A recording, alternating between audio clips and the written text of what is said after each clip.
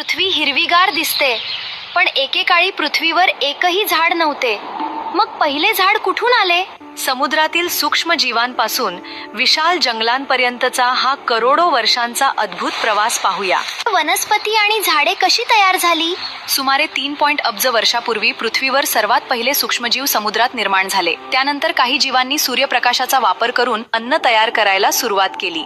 यालाच प्रकाश संश्लेषण म्हणजेच फोटोसिंथेसिस असे म्हणतात. पहिल्या हिरव्या पेशी कशा तयार झाल्या? सुरुवातीला समुद्रात सायनोबॅक्टेरिया नावाचे सूक्ष्मजीव होते. ते सूर्यप्रकाश, पाणी आणि कार्बन डायऑक्साईड वापरून अन्न तयार करतात आणि त्यातून ऑक्सिजन सोडतात. हिरव्या शेवाळाची निर्मिती कशी झाली? काही एकपेशीय जीव जटिल बनले आणि त्यांच्यापासून ग्रीन ॲल्जी विकसित झाले. हेच आधुनिक वनस्पतींचं पूर्वज मानले जातात. सूक्ष्मजीव समुद्रात तयार झाले, मग झाडे जमिनीवर कशी? वर्षापूर्वी काही शेवाळांनी समुद्रातून बाहेर येऊन ओलसर जमिनीवर वाढायला सुरुवात केली.